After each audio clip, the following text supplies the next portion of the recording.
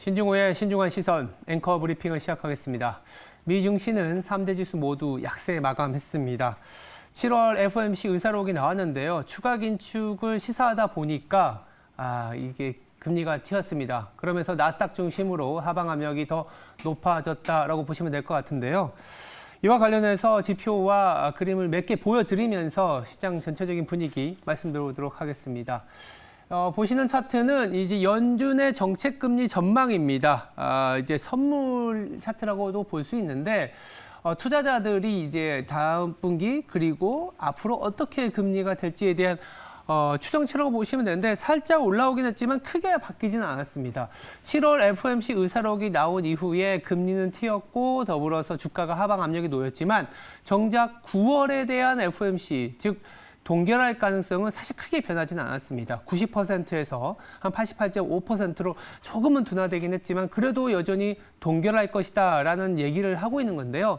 왜 그러냐 하면 이 동결 자체도 사실은 긴축이다라고 해석을 하는 겁니다. 현재 5.5%의 기준금리이지 않습니까? 상단이. 즉 FOMC 의사록에서도 사실 1970년대와 같은 치명적인 실수는 하지 않겠다. 그러기 위해서는 인플레이션을 더 관리를 해야 된다라는 얘기가 나오면서 시장 하방 압력을 높이긴 했습니다만 대다수의 참가자들이 현재의 영역은 인플레이션의 목표까지 가는데 충분할 수도 있다. 이런 평가가 나오면서 동결의 가능성을 보는구나라고 이제 시장에서는 반응을 하고 있습니다. 물론 그 자체도 동결 자체도 상당히 긴축적인 부분은 맞습니다만 추가 금리 인상 가능성은 아직은 안 보고 있다라고 보시면 될 것 같습니다. 물론 다음 주에 잭슨홀에서 파월 연준 의장이 시장 예상과 달리 9월에도 금리 인상 가능하다라는 더 매파적인 발언을 하면 시장은 조금 더 흔들릴 가능성이 높지만 FOMC 이후에 7월 FOMC 이후의 연준, 특히 파월 연준 의장의 스탠스를 본다면 최근에 코어 물가, 즉 핵심 물가 지수가 둔화되는 것을 감안해서 보면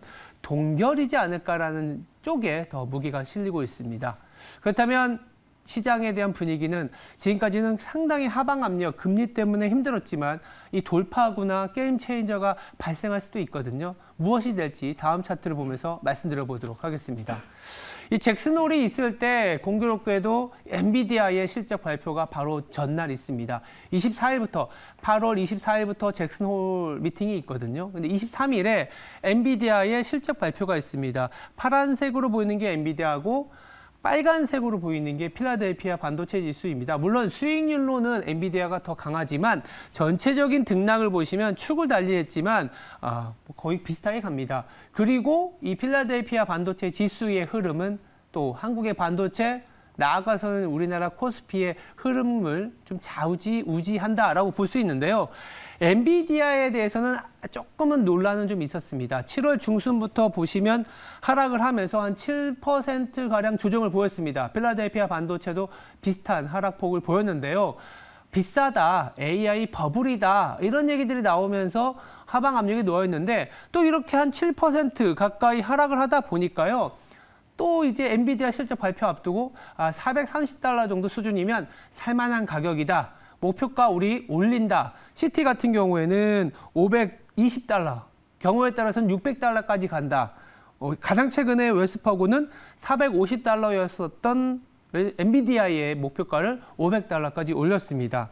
왜 그러냐 하면 첫 번째 UBS 같은 경우에는 매출 증가율이 2025년에야 가서야 고점이기 때문에 그 이전에 주가가 풀어진 적은 없었다.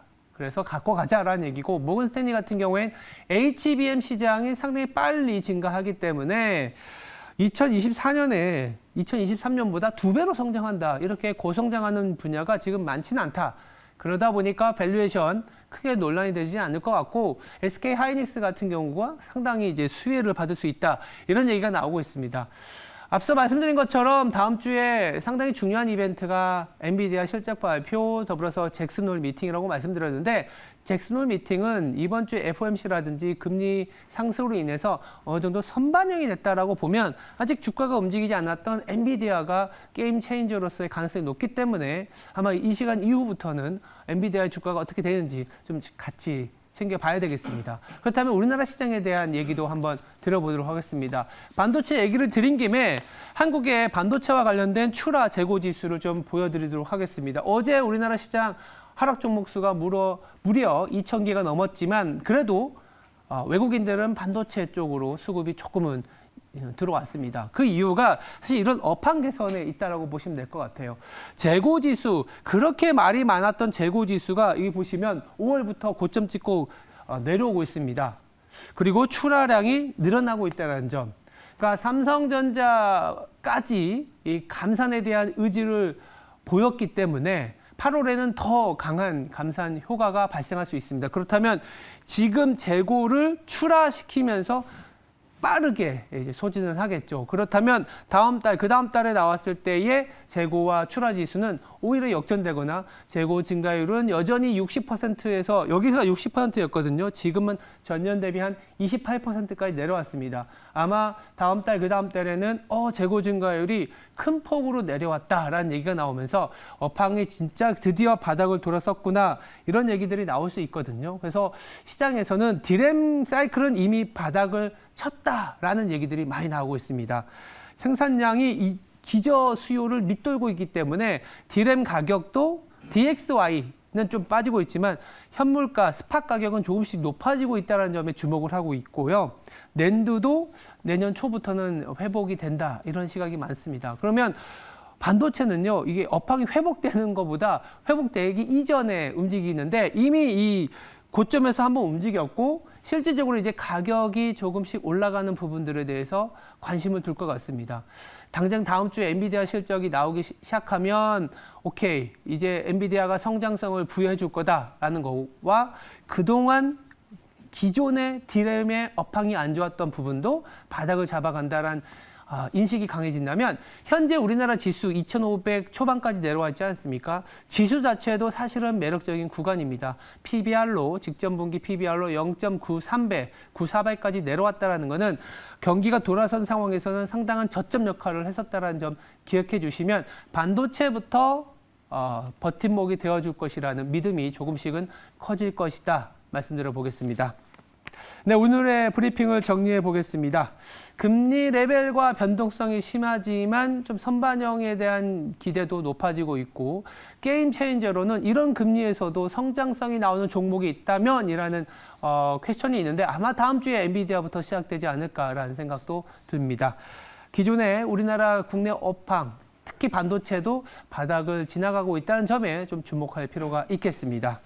지금까지 신중한 시선이었습니다. 오늘 하루도 성투하시기 바랍니다. 감사합니다.